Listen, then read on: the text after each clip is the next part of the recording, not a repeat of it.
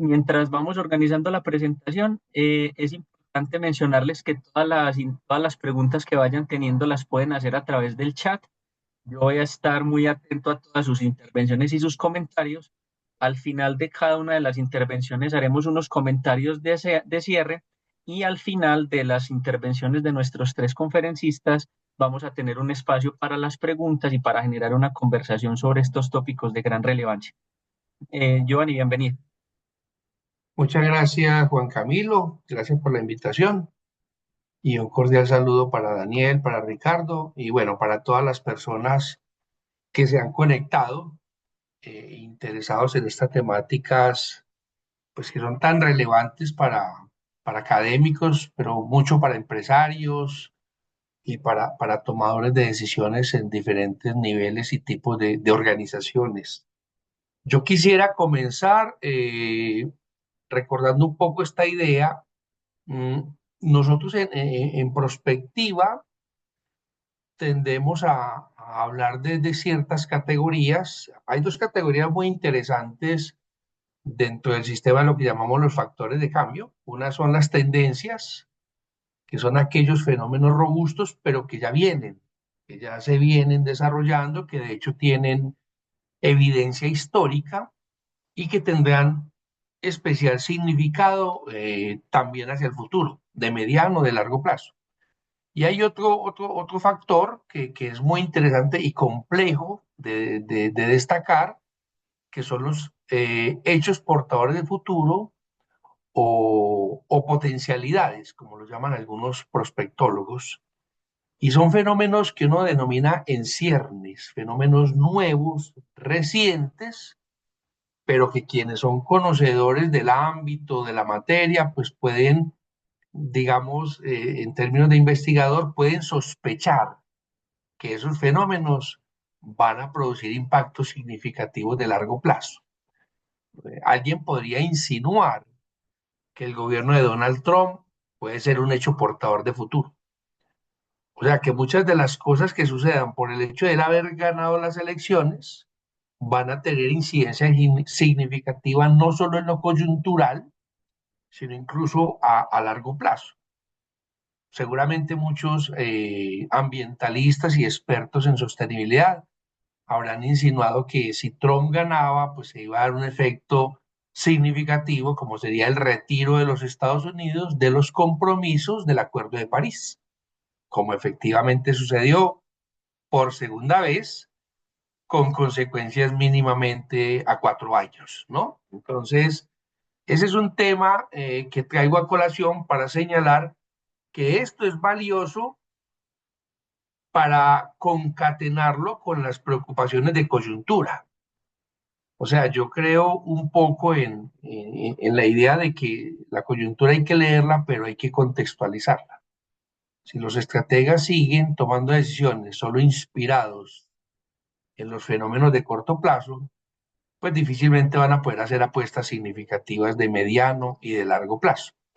Yo, por ejemplo, hablando con Daniel este domingo, en medio de la incertidumbre que tuvimos durante unas 20 horas, ¿sí?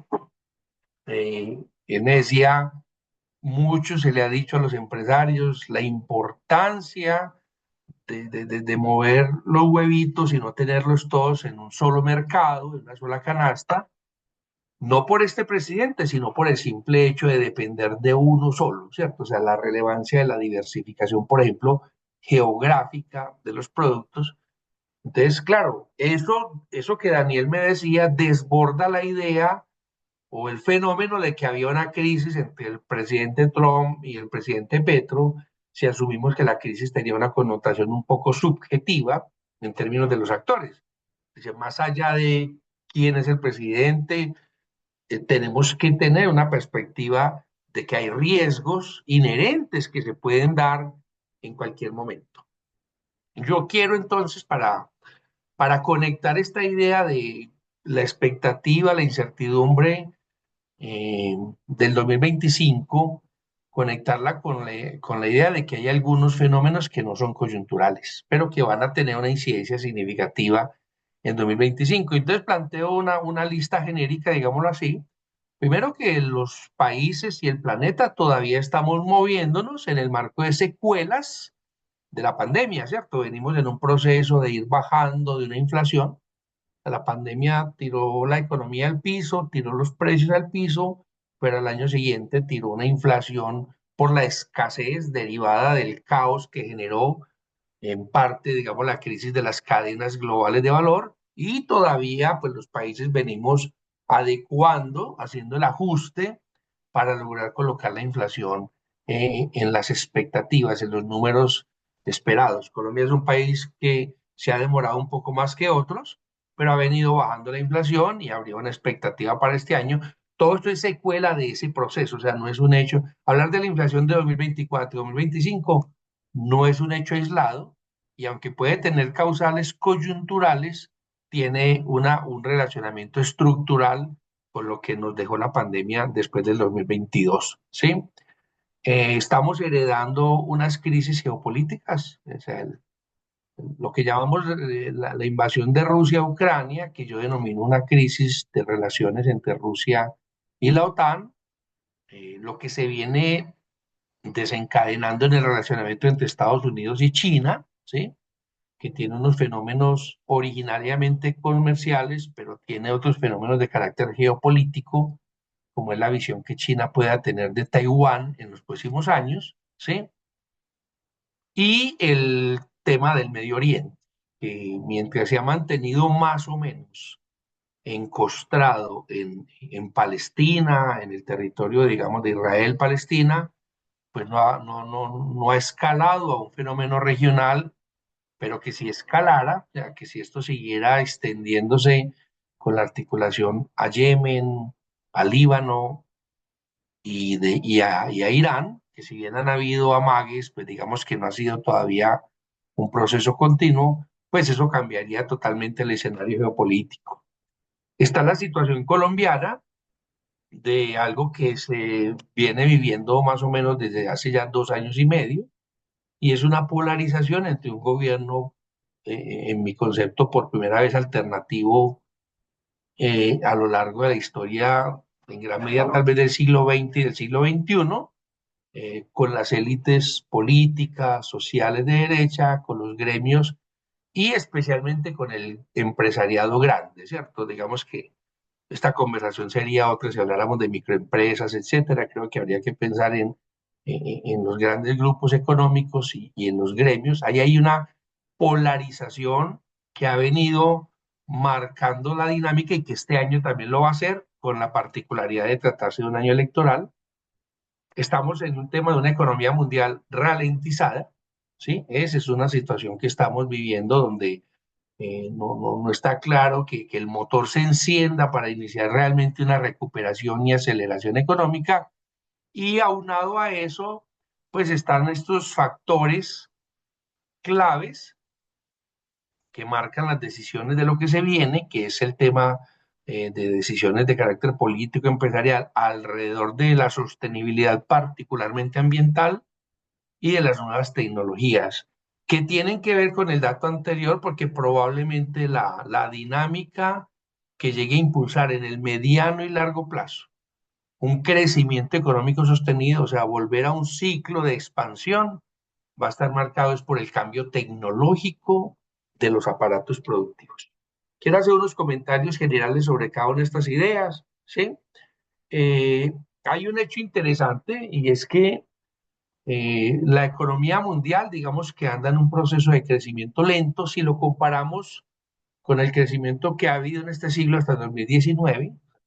Estamos hablando de una expectativa de 3.3 cuando se tuvo un crecimiento promedio de 3.7. En ese contexto, Colombia tiene una expectativa positiva de tener un crecimiento más alto este año que el año pasado. Eso sería bueno, aunque pues en mi forma de entender la economía desde la perspectiva del desarrollo económico, Colombia es un país de un crecimiento económico crónico endémico. O sea, crecer al 2, al 3, al 1.7 a lo largo de décadas no es un indicio de un país que realmente va a salir del subdesarrollo, ¿cierto? Y creo que De hecho, sobre eso hay literatura que plantea la necesidad de unas tasas sostenidas por lustros superiores al 5%, que raras veces hemos visto en Colombia, ¿sí? Pero en el marco de eso, uno diría que este año pinta para Colombia mejor que el año pasado. Pero lo que sucedió el domingo, que tanto nos asustó, pudo haber sido suficiente para que ya ese pronóstico se cayera.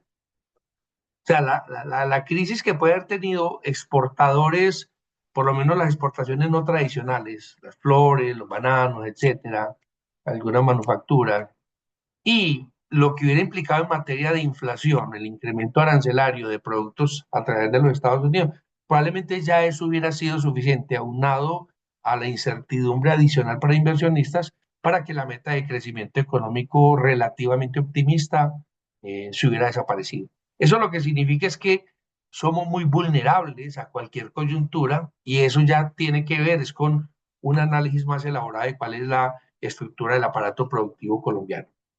La inflación sigue su proceso de descenso. Este es el pronóstico del Fondo Monetario Internacional, la colombiana también, o sea que en ese sentido el año también pinta mejor para el país, menos inflación, más crecimiento, ¿sí?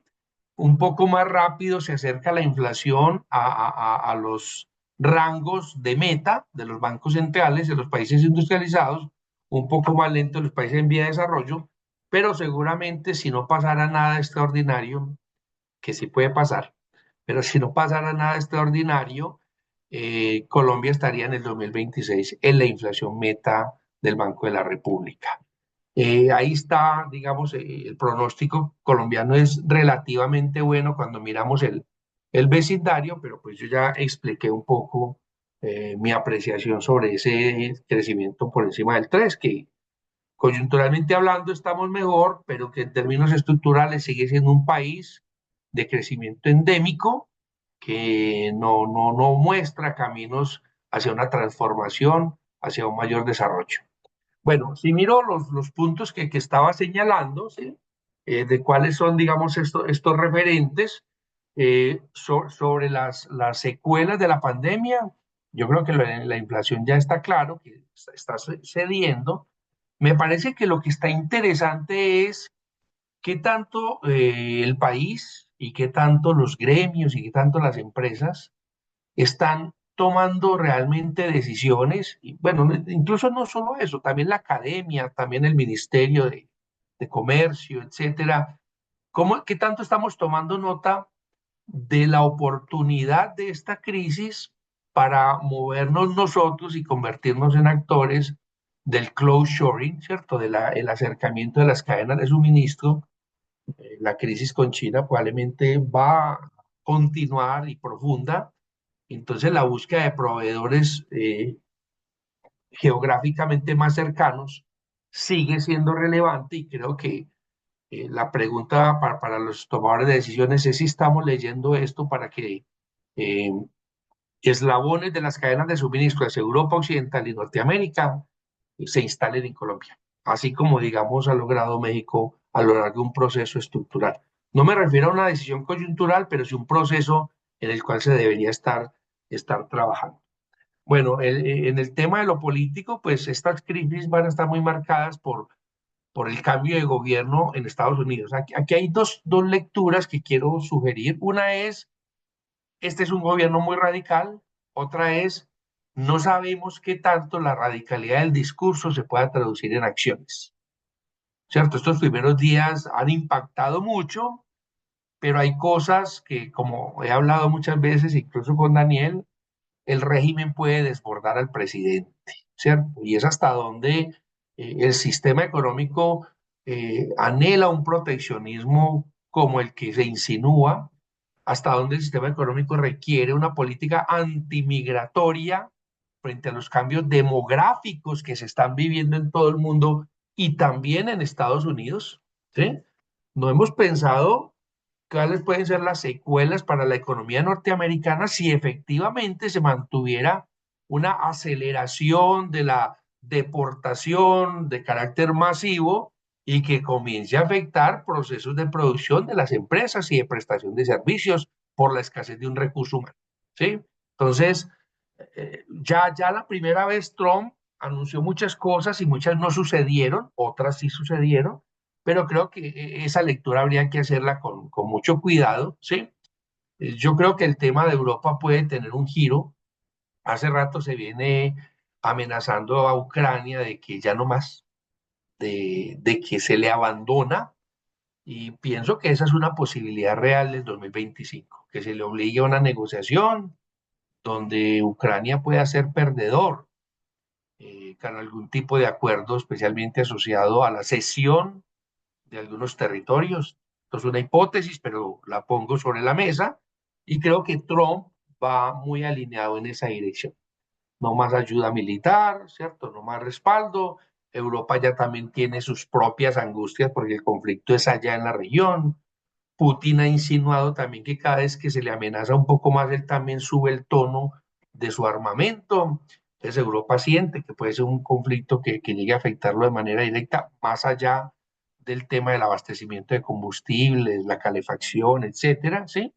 Entonces creo que este 2025 puede ser determinante en el conflicto de Rusia-Ucrania y percibo la posibilidad de que sea Ucrania el que al final pierda un poco en esta batalla, ¿sí? Bueno, el tema de la economía mundial ralentizada, Alemania es una economía que no se recupera, y esa es la locomotora de la Unión Europea.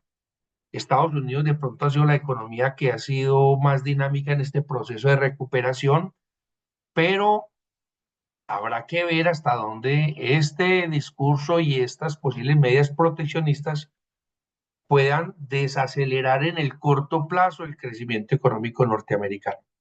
Una cosa es que el gobierno norteamericano tenga pensado que de mediano y largo plazo se incremente la agregación de valor de productos al interior de su territorio, pero otra cosa es lo que esto produce en el corto plazo. Y en el corto plazo, una guerra comercial lo que va a generar es inflación.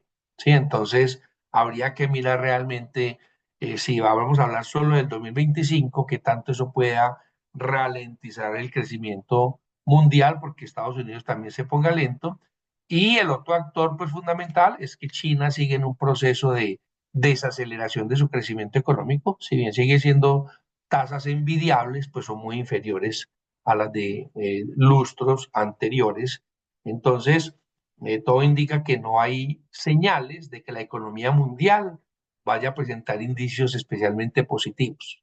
Más bien uno podría pensar que se trataría de un crecimiento lento como el que el Fondo Monetario y el Banco Mundial pronostican, y con la posibilidad de que sea un poco a la baja si estas crisis de origen político terminan traduciéndose en consecuencias comerciales. El tema de las nuevas tecnologías a mí me parece que es fundamental. Si bien podemos visualizar algunas crisis de corto plazo, lo que puede verse también es que se vislumbren nuevos mercados, nuevos negocios, transformaciones empresariales asociadas a las nuevas tecnologías. Yo mismo eh, he planteado la posibilidad de analizar que tal vez la educación va a tener que cambiar de manera estructural, en tanto la educación hace parte del sistema de gestión del conocimiento, generarlo, preservarlo, transferirlo, y que en ese sistema la inteligencia artificial es una tecnología de ciertas características muy especiales que hacen repensar las formas como las personas aprenden y las formas como las personas enseñan y cómo la gente va a usar el conocimiento en su vida laboral. Entonces, creo que ahí hay un tema crítico como está el tema ambiental. Yo creo que el tema de las nuevas tecnologías para resolver los problemas de contaminación van a ser claves. Este año se asocian pues este año no, en esta coyuntura, desde el año pasado, antepasado y ahora se asocia muy fuertemente con el tema, por ejemplo, del auto eléctrico. Sí, o sea, los alemanes ven claramente que sus autos eléctricos no van a ser competitivos frente al chino. Los norteamericanos ven claramente que sus autos no van a ser competitivos frente al chino. Y el auto eléctrico parece ser una de las soluciones en esta transición energética. Sigue siendo no la solución ideal, pero sí una de las soluciones. Y en ese contexto, la guerra comercial puede ser muy evidente en la industria automotriz, afectando también entonces el comportamiento del mercado de autos de fuentes de energía no renovables tradicionales. Creo que hay una dinámica fuerte. El sector automotriz es muy significativo como jalonador de todas las economías, materias primas de la minería, etcétera. Entonces, creo que este tema ambiental va a ser muy crítico, como puede ser un escenario de oportunidad para que realmente se miren, se observen las inversiones significativas a la industria para la producción de energía solar y en segundo plano eólica. Pero yo diría que principalmente la solar por las ventajas que se han visto, por las facilidades que se han encontrado de masificar estas fuentes de energía. Puede que eso sea notorio incluso desde este año. ¿Sí? Bueno, la polarización interna pues va a estar muy marcada por el proceso electoral. Yo diría que en términos de grandes preocupaciones como las que se señalaron el primer año, de que Colombia podría convertirse en otro Venezuela, etcétera. Creo que eso ya se ha superado, ¿cierto? O sea, hay unas discusiones normales entre un gobierno de izquierda y unas élites que tradicionalmente han sido de centro y de derecha. Ya esto entramos ya en terminar el tercer año y se viene el cuarto. Creo que lo que más va a pesar en esta confrontación va a ser una puja asociada a la búsqueda de los candidatos para mirar cuál va a ser quiénes van a ser los realmente posibles fuertes para el año 2026, porque hoy en día no se visualiza. De hecho, no se visualizan, las encuestas no muestran que tal vez la oposición tiene unas encuestas altamente favorables o que el gobierno tiene unas encuestas, no. Hoy en día hay 50 precandidatos tal vez, y los más fuertes en encuestas salen con el 12%, o sea que esto está lejos de tener un panorama más o menos visible, o sea que seguramente eso es lo que va a marcar y va a ser complejo el escenario de toma de decisiones gubernamentales y empresariales, va a ser la turbulencia preelectoral que arrancará más o menos en el segundo trimestre de este año. Yo dejo ahí también para que no extenderme más allá del tiempo sugerido y pues ya tendremos la oportunidad de conversar un poco más. Giovanni, muchas gracias por tu intervención. Voy a hacer un pequeño resumen antes de pasar a la intervención de Ricardo. Destaco varios puntos en tu análisis. Me parece muy interesante desde el inicio la visión de un análisis desde la perspectiva, sobre todo para poder revisar cuáles podrían ser esos factores específicos que nos puedan llevar a tendencias de cambio en el futuro. Y sobre todo la pregunta de si la actual presidencia de Donald Trump efectivamente va a terminar derivando en un escenario en el que vamos digamos que a marcar unas tendencias particulares de lo que se viene en el mundo a futuro. Yo creería que hay varias cosas que está intentando hacer en su presidencia, tratando de eliminar a través de decretos que seguramente van a marcar una tendencia, sobre todo en la política norteamericana. Es clara que todavía estamos en un escenario pospandemia en el mundo que todavía no logra generar una recuperación económica como se esperaría. Y aunque las predicciones del Fondo Monetario Internacional son interesantes, situaciones precisamente como las políticas que hemos estado viendo, no solamente en Estados Unidos, sino también en China y en la misma Unión Europea, direccionada sobre todo por Alemania, nos llevan a pensar que tal vez el pronóstico fue muy optimista, sobre todo para este año. Eh, yo diría que en la región hay unos países que están peores que Colombia, sobre todo en aspectos inflacionarios, pero claramente los factores exógenos como la crisis que tuvimos el domingo pueden terminar derivando en procesos inflacionarios o de crisis económicas peores en el país. Se plantean también unos puntos muy interesantes frente a la posibilidad de hacer nearshoring de acuerdo a la crisis que hay en las cadenas globales de valor, que continúa siendo una tendencia logística e incluso que creo que va a ser uno de los temas que nos va a desarrollar Ricardo más adelante, pero que empieza también a estar en la disyuntiva si va a ser lo suficientemente fuerte ese nearshoring de acuerdo a la postura que ha tenido Donald Trump, sobre todo con los gobiernos latinoamericanos con el tema de las deportaciones. Se plantea también algo que me parece muy interesante y es cuál va a ser el futuro de Ucrania. Yo creo que eh, para este año van a haber algunos aspectos muy importantes que revisar allí, sobre todo cuando Estados Unidos ha invertido una gran cantidad de dinero en esta guerra y que no se ve claramente si lo va a seguir financiando. Ya hemos escuchado algunos comentarios de que no, y probablemente eso también va a direccionar la política europea hacia una negativa que tal vez fuerce a Ucrania a entrar a una mesa de negociación más rápido de lo esperado.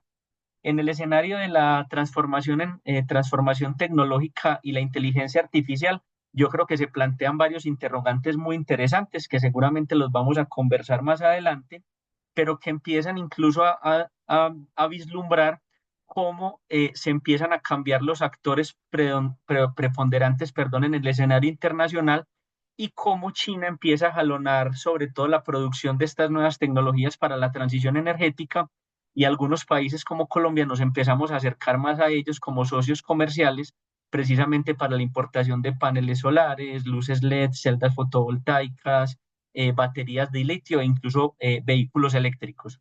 Creo que es un panorama interesante el que se viene para el 2025, así que ahora le voy a dar la palabra a Ricardo Moreno para que nos hable un poco de estas transformaciones que se vienen en este 2025, sobre todo en aspectos relacionados con la geopolítica y la logística.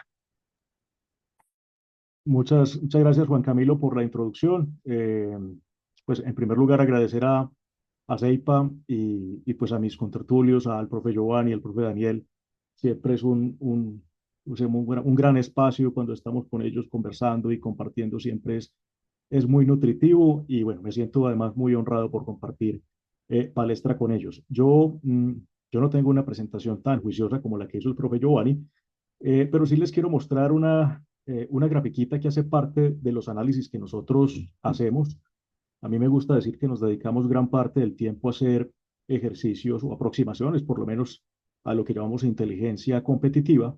Y quisiera mostrarles como un resumen que nosotros hacemos todos los años, desde hace más o menos unos 10 años, sobre lo que llamamos el World Risk Report o el Global Risk Report, que es como el reporte global de riesgo, que pues cada año vamos a decir que nos regala el Foro Económico Mundial y que es una revisión muy interesante que hacen cerca de 19.000, casi 20.000 personas importantes en el mundo a la que se les hace pues a cada uno de ellos personas muy importantes, cada una en sus ámbitos y se les pregunta sobre la percepción de riesgo, es decir, es un análisis sobre percepción de riesgo.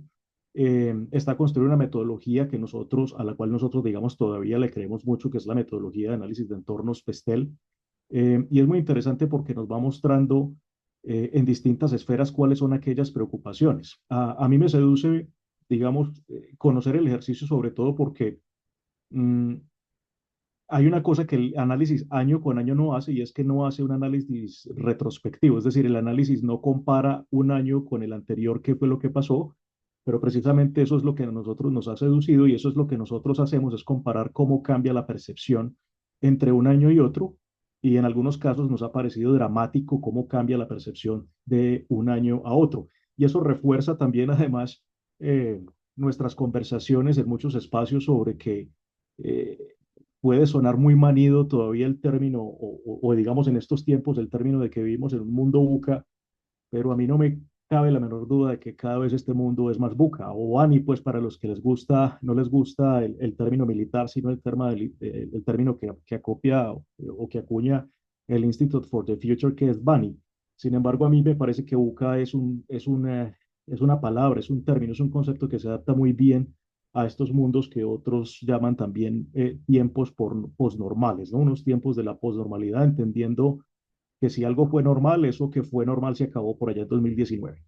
Teniendo en cuenta entonces eso, simplemente quiero mostrarles una fotico sobre la que vamos a ver, no es una presentación, simplemente es una imagen en la que quiero que miremos precisamente un poco cómo les decía esto, este es un año que parece ser tranquilo en términos de cómo migran los riesgos, no hay, digamos, un gran cambio, como sí lo ha habido en algunos otros años.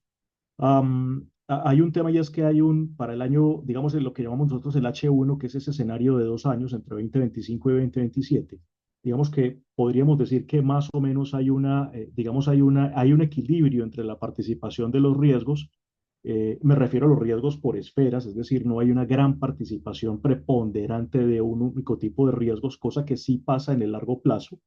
En el largo plazo, que es el escenario a 10 años, 50% de los riesgos son de la esfera ambiental, y creo que eso es un tema muy importante comentarlo, y es que la visión sobre 10 años hacia adelante, es decir, la visión a 2035, es una visión que pone al mundo en una situación muy compleja desde el punto de vista en términos ambientales.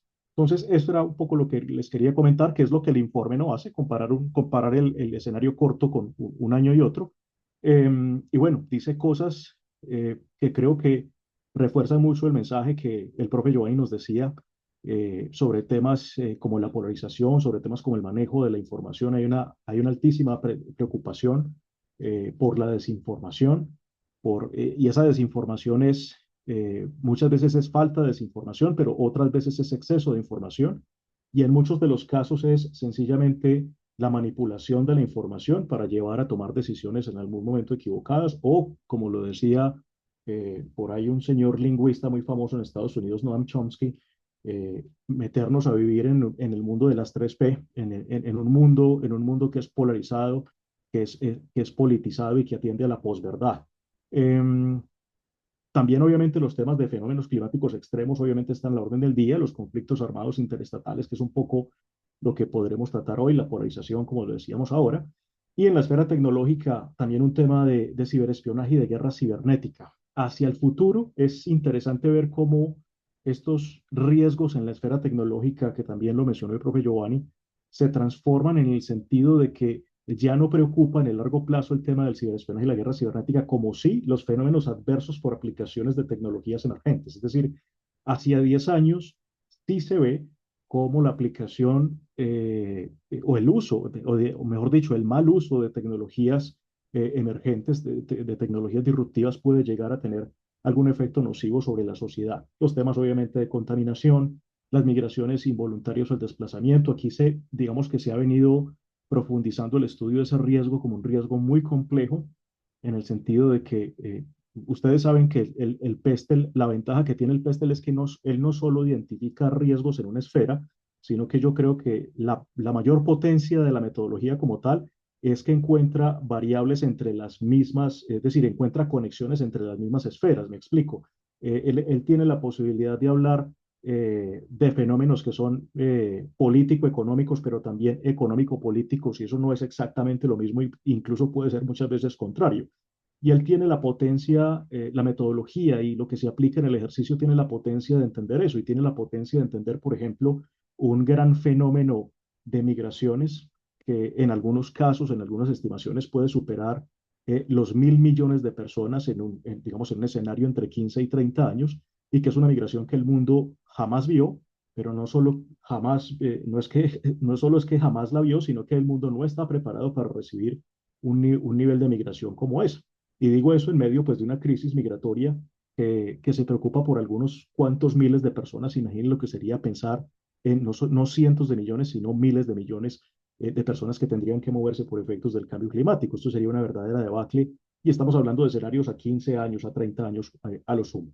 Confrontaciones económicas que están al orden del día. Tocaremos algunos ejemplos de cómo eso puede llegar a impactar las cadenas de suministro, y obviamente un tema de erosión de los derechos humanos y las libertades civiles, que también creo que tenemos, pues, ejemplos muy claros de que cosas como esas están pasando. Muy bien.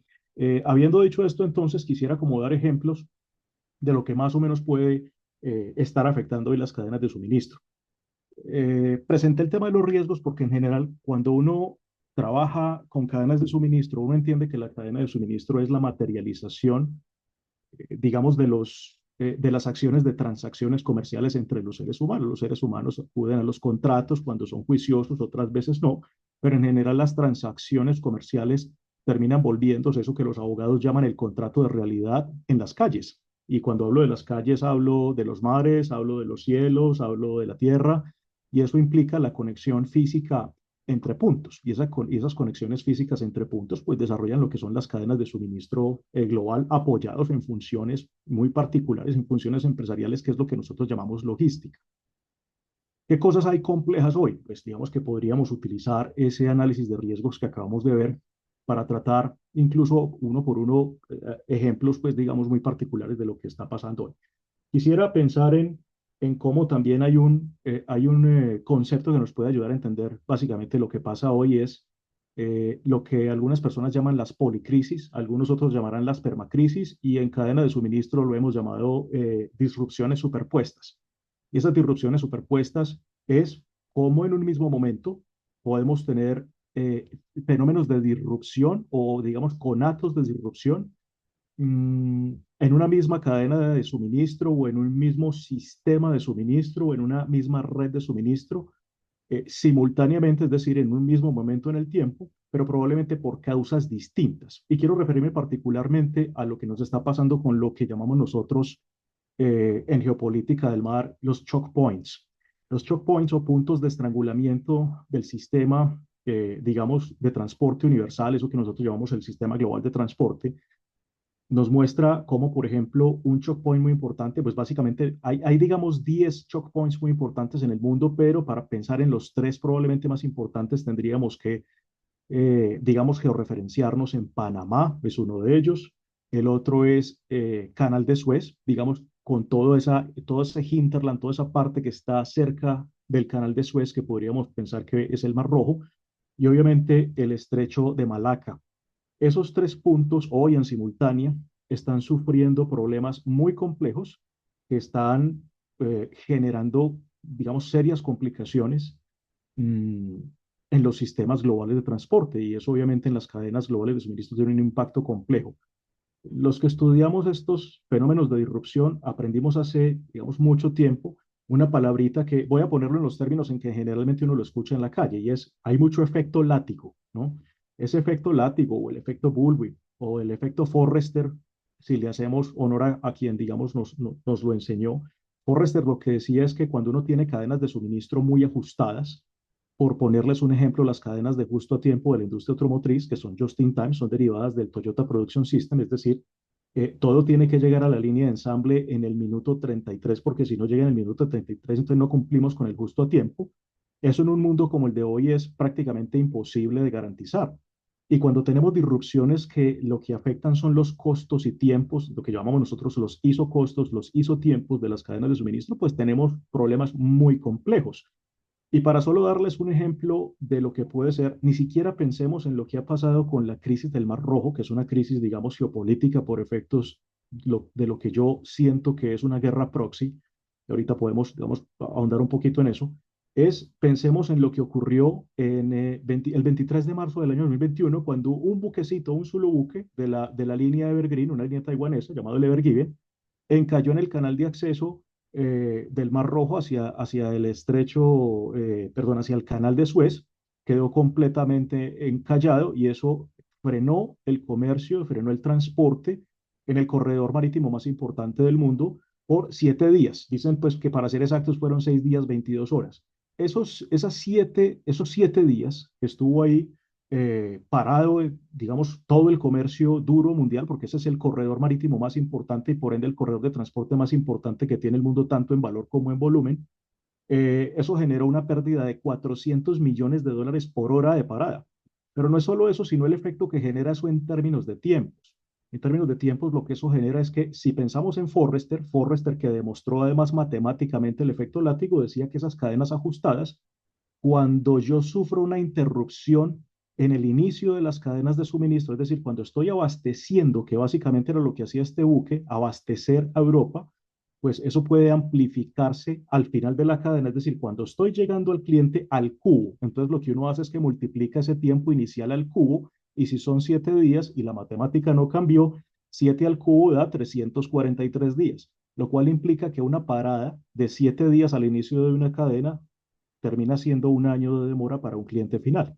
Y eso explica un poco lo que hemos estado viviendo no solo en pandemia, sino en todos estos tiempos de la posnormalidad, donde tenemos situaciones como estas. Tenemos una situación como el Mar Rojo, totalmente disrumpido por una crisis que, pues, digamos, no se ocasiona allí, es simplemente, digamos, un filamento de la guerra que sufre fuerte, digamos, básicamente Israel con Hezbollah. Y Hezbollah, pues además de alguna manera sabemos que está financiado, está upado por Irán. E Irán además tiene otros equipitos satélites, que en este caso son los Houthis, que están en Yemen, y básicamente dice cualquier cosa que pase por ahí y que vuela a Israel, a Estados Unidos o al Reino Unido, hay que acabarlo y hay que hundirlo básicamente. Y eso pone en serios problemas al comercio mundial porque básicamente lo que nos los hace es que en términos de ruteo nos devuelve hace 500 años, en donde hay que pasar por el Cabo de Buena Esperanza para poder dar una vuelta, que en general añade entre 12.000 y 14.000 kilómetros y al menos un 20 o 30% más del tiempo. Y tenemos que entender que ese es el corredor marítimo más importante del mundo. Ese tipo de cosas las tenemos hoy. Entonces, cuando a nosotros nos preguntan, bueno, sí, ya todos sabemos eso, está sobrediagnosticado, y entonces ahora díganos, por favor, entonces, ¿cuándo eso se va a terminar? Entonces, yo sé que tiene que pasar para que se termine, pero cuando me preguntan cuándo, ahí sí me corchan. Pues, ¿qué tiene que pasar para que eso termine? Pues básicamente tenemos que pensar en que el señor Benjamín Netanyahu, primer ministro de Israel, tiene que dejar de sostener su huida hacia adelante. Tiene que irse. Es la única forma en que los útiles van a frenar eso. Y la pregunta es, ¿eso cuándo pasará? Esa es la respuesta que no tengo. Con lo cual quiere decir que mientras esto se mantenga así, tendremos una crisis del Mar Rojo muy compleja que seguirá impactando las cadenas de suministro y que seguirá inflando los precios de la disponibilidad por efectos de que, pues obviamente, la oferta no es capaz de acompañar la velocidad de la demanda. Eso como por poner un ejemplo. Pero al mismo tiempo, en ese mismo momento, tenemos situaciones en otro choke point importante como es Panamá. Y esa situación no se da por un tema geopolítico, pues por lo menos no por ahora, no hasta el día de hoy, por lo menos. Ya tenemos mucha información de por qué surge esa inquietud, voy a ponerlo en esos términos, del presidente Trump sobre la administración del Canal de Panamá. Ya tenemos clara información de cuáles son los motivos que lo llevan a hacer esa aseveración de que el canal está en propiedad de los chinos, lo cual no es cierto. Em, pero Panamá sí estuvo sufriendo una situación muy compleja desde el punto de vista de su operatividad. Hay que entender que Panamá es un país que, digamos, depende, o la administración del Canal de Panamá, que es como si fuera un ministerio para nosotros en Colombia, depende para el funcionamiento del canal básicamente de un factor que es un factor natural y es los niveles de lluvia, ¿no? Y cuando se da todo este tema de crisis climática, yo no hablo de cambio climático, yo hablo de crisis climática, pues obviamente no se llegan a los niveles en que Panamá debería estar, y eso lleva al canal una situación de operación muy compleja, en donde básicamente llegamos a estar a cerca de 2 pies, es decir, 60 centímetros, de que el canal prácticamente quedara por lo menos inhabilitado en una parte muy importante para el transporte mundial, que es sobre todo el transporte, digamos, de gran calado en términos de lo que son lo que llamamos nosotros los bulk, que son los graneles. Eso se pudo haber visto increíblemente afectado. Por suerte, en un par de semanas fueron benevolentes con el clima, y eso que todos pensamos que iba a pasar, finalmente no pasó y el canal pudo, digamos, de alguna manera volver a salir a flote. Entonces, son un mismo momento en donde se afectan cosas que son muy complejas para el mundo en términos de lo que es la cadena de suministro.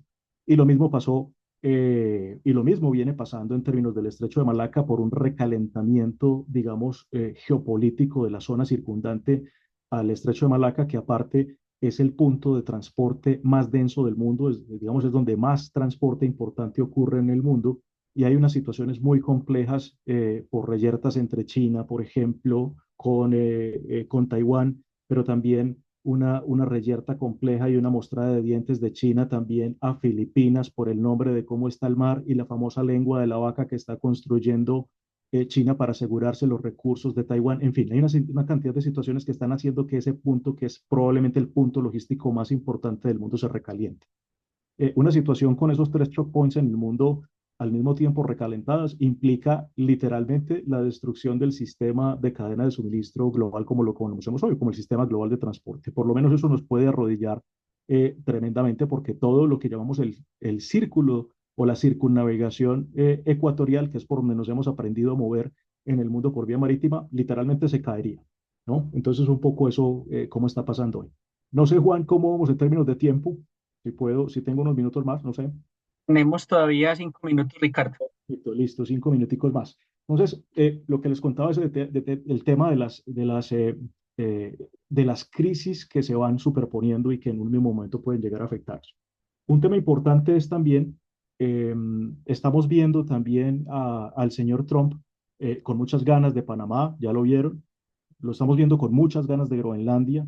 Y es un tema que yo recuerdo alguna vez, hace tal vez más de 10 años, en un evento en Cúcuta, nos invitaron allá a hablar de corredores emergentes de transporte y yo decía más o menos lo que está pasando, es decir, Estados Unidos alguna vez reclamará a Groenlandia y un señor, además español, él, se reía de mí, decía, eso no va a pasar jamás, no hay motivos para que eso pase. Eh, y la geopolítica del mar no engaña. Eh, hay un esfuerzo enorme por las grandes potencias, digamos, por lo que llamamos el norte-norte, de recuperar precisamente esos pasajes norte-norte porque son muchísimo más convenientes en términos de tiempo, en términos de seguridad, en términos de economía, en términos de cercanía a las fuentes de suministro, es decir, donde están los productos importantes del mundo. Y si algo tiene Groenlandia que sepamos, pues obviamente es lo que el mundo quiere hoy, que aparte de gas y petróleo son tierras raras. En algún momento eso iba a pasar, lo iban a reclamar. Ese círculo polar ártico que Gerard Mercator pintaba como el centro del mundo por allá en el siglo XVI, es básicamente la misma foto que nos quieren pintar hoy. Entonces, entender que esto hace parte de una solución, las rutas del Ártico serían una solución muy importante a esas rutas que hoy están llenas de piratería, como lo comentamos ahora, que hay mucho terrorismo.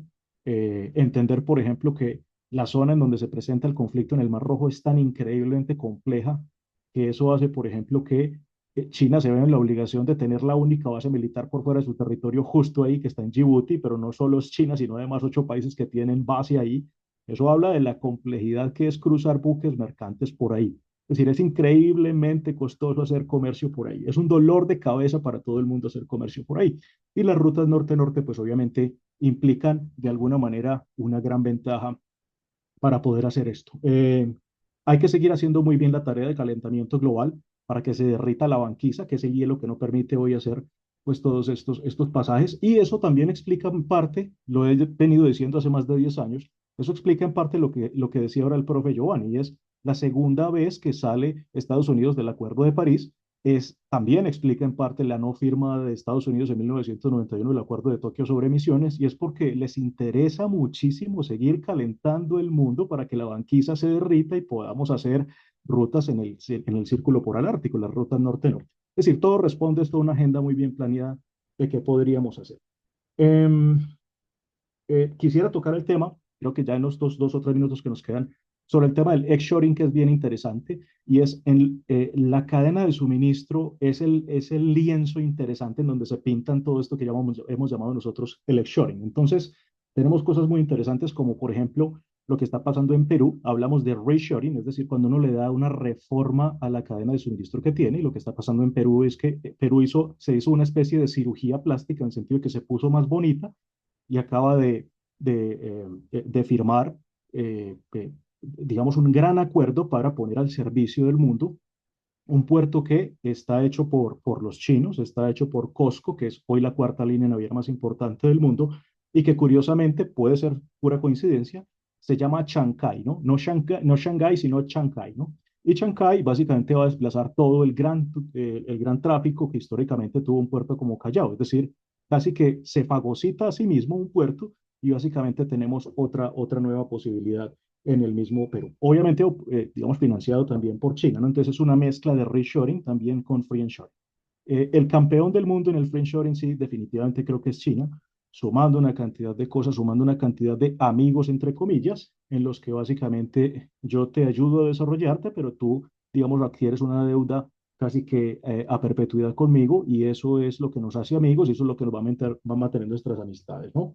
El caso de nearshoring en México, la reconfiguración de cadenas en México, hay que tener en cuenta, hay que tener mucha calma analizando el ejemplo de nearshoring en México porque puede ser, a mí me parece que puede ser un falso espejismo en el sentido de que se hizo mucha bulla el 2023 diciendo que México era el país que había superado por primera vez a China. El cuento es verdad, en los números netos es verdad, pero lo que hay que entender es que ese desplazamiento de mercado de China, o sea, todo el mercado que China perdió con Estados Unidos, que se estima en un 7% más o menos, realmente no fue absorbido por México. México solo absorbió 1.2, 1.3 de ese mercado, pero todo ese gran mercado realmente lo tomaron fue países del sudeste asiático, con lo cual la idea de que México fue el que se ganó todo ese mercado es totalmente falso y creo que no nos podemos dejar, digamos, meter los dedos a la boca con eso. Y en términos de tecnologías, simplemente decirles que, como ya se me acabó el tiempo, es inevitable lo que va a pasar en términos de tecnología. Tenemos que abrazar la tecnología. Creo que ya han escuchado que la tecnología o la inteligencia artificial, por ejemplo, no nos va a quitar el trabajo, nos lo va a quitar es una persona que sepa utilizar la inteligencia artificial y que hay que abrazarlo en el sentido de entender la potencia de todo esto que aparece. Solamente un dato como para reforzar el ejemplo de que hay que hacerlo y hacerlo bien. En Corea del Sur, la tasa de robotización es de 1.102 robots por cada 10.000 personas. Eso está en el estudio de World Robotic 2024. Y para que entendamos que con esos 1.102 robots por 10.000 personas trabajando en Corea del Sur, uno estimaría que el desempleo debería ser enorme, pues la tasa de desempleo de Corea del Sur el año pasado cerró en 3.7%. Definitivamente hay que subirse al bus, porque si no nos subimos al bus, el bus nos deja. Yo creería que con eso dejo, Juan. Excuso pues por los minuticos que me pasé, pero básicamente eso era lo que quería comentar. Muchas gracias. Ricardo, no hay problema con el tiempo y muchísimas gracias por tu intervención. Rescato varias cosas de la presentación que nos hiciste. Primero, me pareció muy interesante ese comparativo entre la evolución de la percepción de los riesgos que nos presentaste.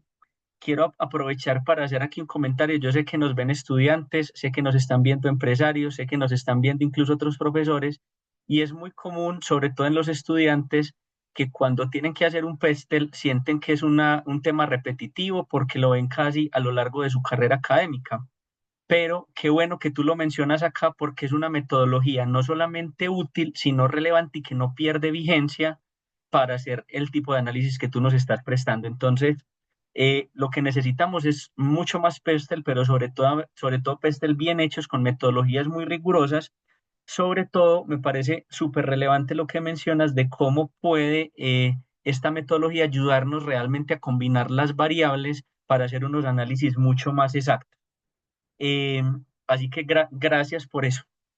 Bueno, también en relación a los diferentes escenarios que nos presentas, me parece que es muy válido el escenario BUCA que nos estabas planteando. Realmente vivimos en un mundo volátil, de incertidumbre, de complejidad, de ambigüedades. Creo que eso nunca se va a acabar. Y se plantean digamos que varios escenarios de riesgos de disrupción, sobre todo en las cadenas de valor, específicamente en esas áreas particulares que nos mencionan, esos choke points de los que nos estabas hablando. Panamá creo que es uno de de los puntos más interesantes que analizar, no solamente por el tema climático, sino también por las posibles intenciones que pueda tener Donald Trump allí. Ya sabemos que no solo se quedan en amenazas y en comentarios, así que muy probablemente en las próximas semanas van a haber nuevos comentarios alrededor de este tema.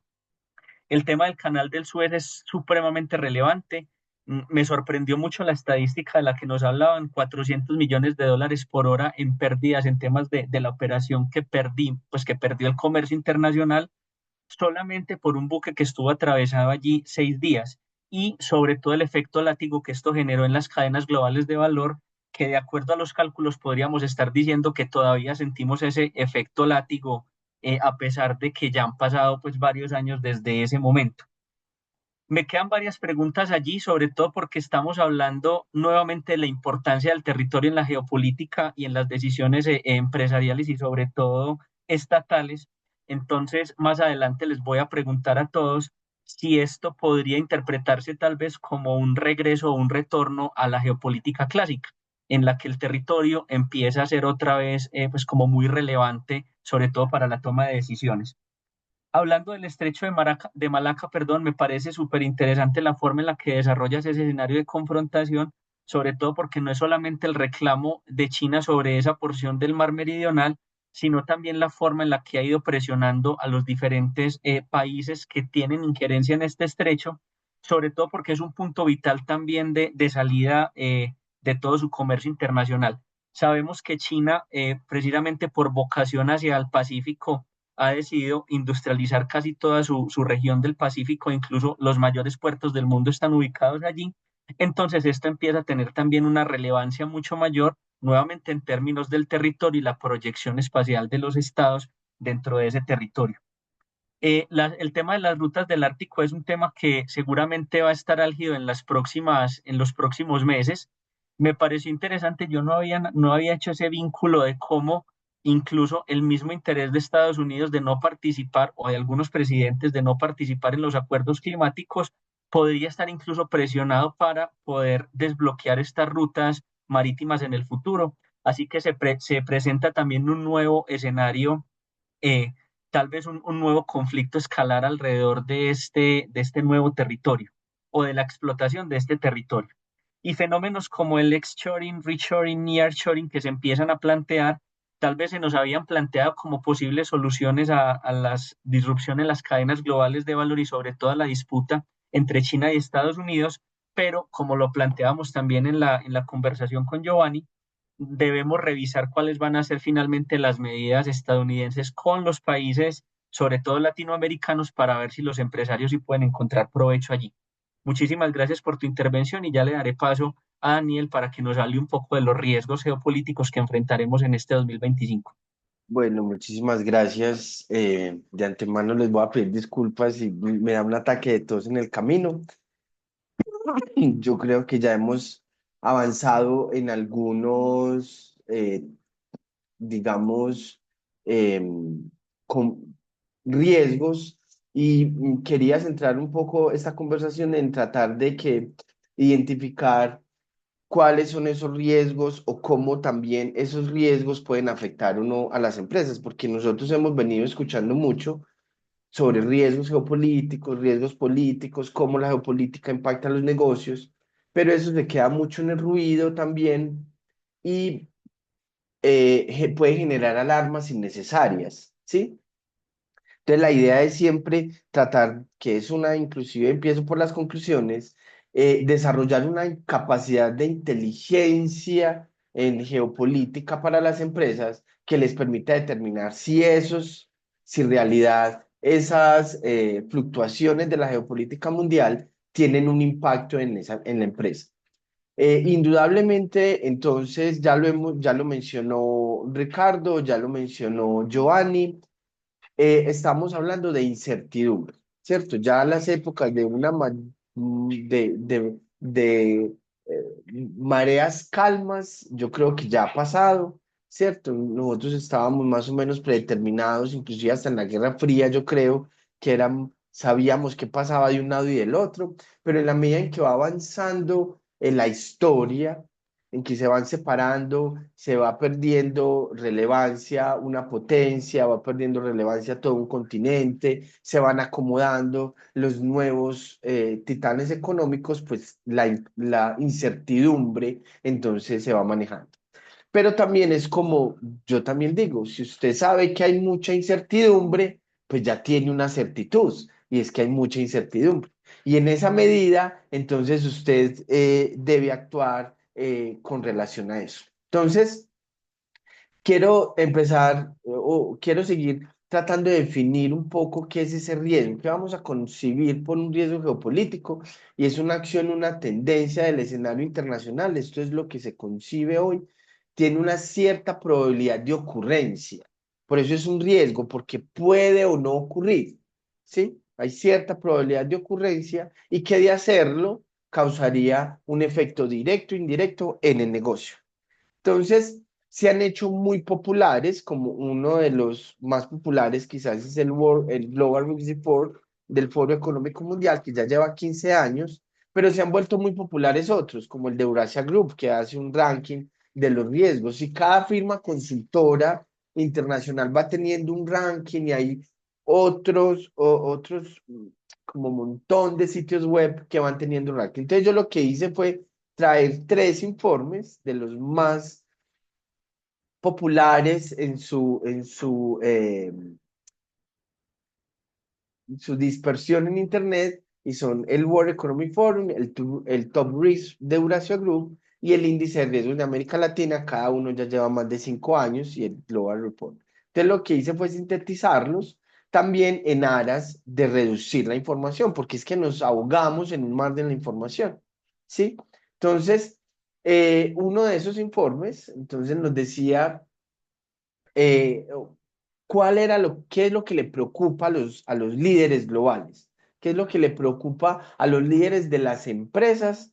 Entonces teníamos los conflictos, entonces el conflicto de Gaza, importa mucho, sobre todo porque puede tener injerencia, o como se ha visto que tiene injerencia, en tanto, no tanto en las cadenas, sino en la reputación de las empresas, que es donde más hemos visto los problemas reputacionales. Los más significativos han sido los de McDonald's y los de Starbucks, pero ha habido en otras ocasiones. Las elecciones siempre van a ser una de esas fluctuaciones que más preocupa a los líderes empresariales, sobre todo porque hay grandes cambios de poder, tanto a nivel internacional como a nivel global. Hoy no podemos entender una elección de un país sin entender el contexto internacional. Si antes no lo podíamos hacer, hoy no lo podemos hacer. Lo que pase en los Estados Unidos se refleja en las elecciones de Colombia, lo que pase en Chile o en Argentina también se va a ver reflejado y viceversa. El conflicto de Ucrania y Rusia, como lo decía Giovanni ahorita, no voy a ahondar en eso, pero también las medidas de seguridad nacional que siguen siendo cada vez más populares. Nosotros en Colombia íbamos a tomar una medida de seguridad nacional el domingo como para contrarrestar una acción que estaba tomando los Estados Unidos. Eso es una medida de elección de seguridad nacional, e indudablemente las relaciones de China y Estados Unidos, que están moviendo todo el tablero geopolítico internacional. Entonces, la multipolaridad, ya no olvidemos un mundo unipolar. Cada que escuchamos a Trump decir algo en contra del multilateralismo, de que no queremos ser los policías del mundo, no queremos meternos en los conflictos internacionales, está haciendo una renuncia a su hegemonía. ¿Sí? Y porque un hegemón tiene que tener followers. Un hegemón no se puede tener a partir del miedo, lo hemos visto a través de la historia, tiene que tener aliados, y los aliados no se tienen a partir del miedo, porque esto no es una guerra entre pandillas, es otro el escenario internacional. Entonces tenemos el actor predominante que quiere tener todo un círculo de aliados a través del miedo, pero esto lo que va a hacer es hacer disrupción de ese orden mundial, que es lo que estamos viendo. Entonces, el miércoles vamos a tener reunión de la CELAC, ya Canadá quiere hacer también entonces una reunión del G7 o del G20, a ver cómo le van a contestar a Trump mediante todas las medidas, etcétera. Entonces, esto va a debilitar la multipolaridad, es decir, que vamos a tener no solo China y Estados Unidos, sino que pueden aparecer otras, y ese debilitamiento para los conflictos regionales entonces puede traer aún más conflictos. Y esto va a tener esa fragmentación en el orden global, pues una fragmentación y unos impactos directos en las cadenas de suministro, ¿sí? Todo esto que hemos escuchado, reshoring, friendshoring, va a estar muy delimitado a ese reordenamiento. Y cuidado, porque no hay nada más peligroso que el friendshoring. El friendshoring es lo más inestable que una empresa pudiera hacer para mitigar un riesgo, porque el que hoy es amigo, mañana no. Hasta el sábado por la noche éramos uno de los más firmes aliados de Estados Unidos en la región, y el domingo por la mañana ya no éramos, ¿cierto? Entonces, hacer friendshoring, pues no es seguro, no es una medida estratégica, ¿sí? Porque puede cambiar el gobierno, puede cambiar, así como en Colombia puede haber un gobierno de derecha, no estamos seguros si puede haber un gobierno de centro, de izquierda, que no le caiga tan bien a otro gobierno, entonces no va a haber unión de las cadenas de valor. Entonces hay que tener mucho cuidado en lo que entendemos y cuáles son esas acciones que vamos a tomar. Definitivamente a nivel regional tenemos dos tipos de riesgos. Los grupos armados en todo el continente están poniendo a los gobiernos contra la pared.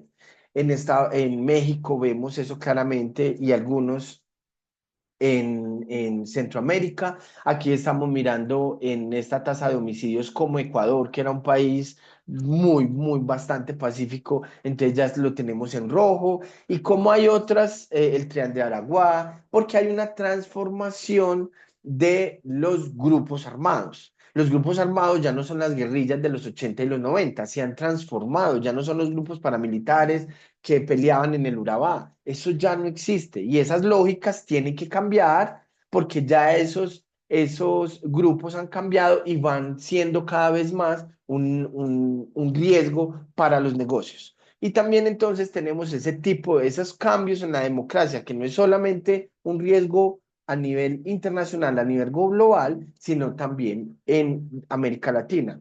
Esos cambios en los regímenes autocráticos, que parece que hay una tendencia y que como lo está pintando Estados Unidos, pues es una tendencia que se va a quedar, o que al menos se va a quedar. Entonces, son un gran problema para los negocios, porque los regímenes autocráticos manejan los negocios desde su escritorio y no desde la conveniencia para gran parte de la población. Entonces, va a haber una concentración de las riquezas. Los regímenes autocráticos funcionan muy bien para ciertas élites, pero no para las clases medias o las empresas o para los emprendedores, porque no, van a tener cada vez menos oportunidades de alcanzar y entrar a ciertos mercados. Entonces hay que tener en la región dos riesgos muy importantes. Es el tipo de democracia que se quiere consolidar y evidentemente la transformación de los grupos armados, los grupos que son cada vez más transnacionales, incluso aquí le sumó una nueva llamita cuando Trump dice que él quiere nombrar, porque todavía no lo ha hecho, que él quiere nombrar a los grupos transnacionales que los conocemos como si fueran solamente grupos de narcotraficantes, que no son ya, son más complejos, los quieren nombrar grupos terroristas, esto complejiza más entonces esa tarea. ¿Cuáles son ese impacto de esos riesgos? Es las disrupciones de las cadenas de suministro, desfragmentar las cadenas de suministro, porque precisamente yo tenía una cadena de suministro basada en el friendshoring y ya no somos amigos, o tenía una cadena de suministro basada únicamente en los costos de producción y resulta que los costos de producción son menores en el Asia, pero encontramos que los problemas geopolíticos nos están jugando quizás una mala pasada por el momento. Ese aumento de los costos operativos, como nos lo mostraba Ricardo ahora, y en esos ejemplos ilustrativos, y crisis tecnológica, este concepto de crisis tecnológica, tanto interno dentro de un país como interno dentro de la empresa, se da porque uno de los factores que más está en discusión es la lucha por la predominancia tecnológica. ¿Cierto? Una de esas grandes batallas que están teniendo los países para poder ser potencia es la, la, la supremacía en ciertas tecnologías. Entonces lo vimos este fin de semana con DeepSeek, una empresa de open source que mostró que los modelos de innovación en ese campo de los Estados Unidos no eran tan buenos como ellos decían. Entonces ocasionó prácticamente la quiebra de la empresa de chips de alta tecnología con NVIDIA y también de otro sinnúmero de empresas que estaban desarrollando aplicaciones basados en inteligencia artificial, pero ya DeepSeek, fuera de que sacó un producto de bajo costo, también lo sacó open source, o sea, hagan con esto lo que quieran. Entonces, eso trae grandes cambios para las empresas, para determinar qué tecnología va a tomar, qué tecnología es la que va a adoptar para que no caiga en lo que se llama una trampa tecnológica o el candado tecnológico y es que eso no le permita moverse a otras tecnologías. Y hay una necesidad de adaptación corporativa. Cuando hablamos de riesgos, son riesgos. Y como siempre decimos, todo riesgo trae una oportunidad. Y eso siempre, por eso es importante no ahogarse, como, como muestra este gráfico, no ahogarse en ese mar de información y decir es que se me salió todo de control. ¿Sí? Para eso entonces, como un riesgo geopolítico es un acto o un evento de geopolítica, un acto, no, una acción de geopolítica, un evento que lo tome, una acción es lo que un actor internacional toma y un evento es algo que sucede, por una tendencia. Entonces las tendencias son las que vienen. ¿Cuál es tu lectura de las tendencias? ¿Hay una persona en la empresa dedicada a hacer eso? Ahí el gerente de vez en cuando lee los medios o adquiere información para leer cuáles son las tendencias de múltiples maneras, no solamente de su área, sino también en geopolítica, etcétera, que pudieran afectar su empresa. Y para eso entonces debe tener una adaptación, una adaptación. Hay algo que nosotros, o que yo insisto mucho cada vez que puedo en mis columnas sobre geopolítica y negocios, en las charlas que doy sobre geopolítica y negocios, el negocio antes que la ideología.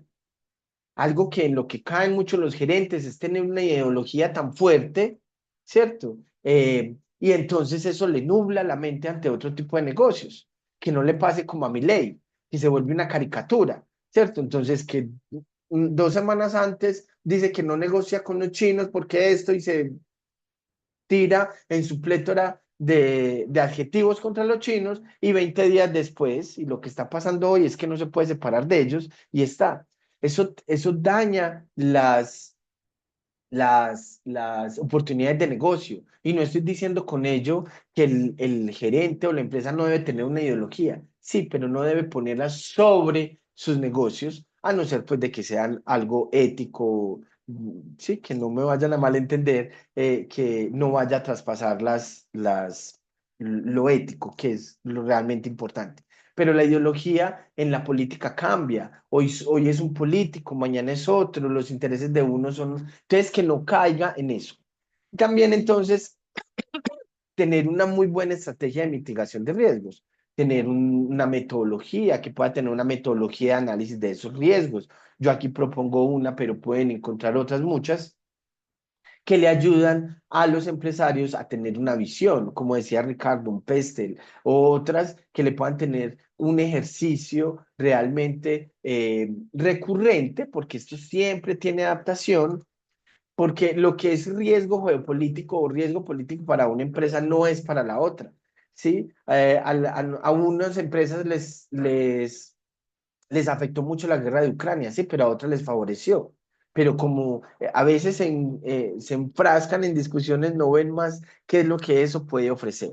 Hay algo, entonces, que yo siempre digo, en las crisis, unos lloran y otros venden pañuelos. ¿Usted de qué lado quiere estar? Si quiere estar llorando y empezando a hacer los pañuelos, o se dedica a llorar, o únicamente entonces empieza a vender los pañuelos también de una manera indiscriminada. Hay que tener entonces eso en la balanza para poder hacer este tipo de ejercicios. Finalmente, entonces, algo que también decía, algo que mencionó Ricardo, allá yo creo que estamos tan llenos de información sobre riesgos geopolíticos que ya estamos pasando a otra etapa del análisis realmente de las policrisis, de lo que podemos conocer como las policrisis, porque realmente un riesgo puede desencadenar en otros, y esos otros, ¿sí? Que usted no lo ve en el horizonte, que no lo ve en las noticias, puede desencadenar algo que sí te pueda impactar.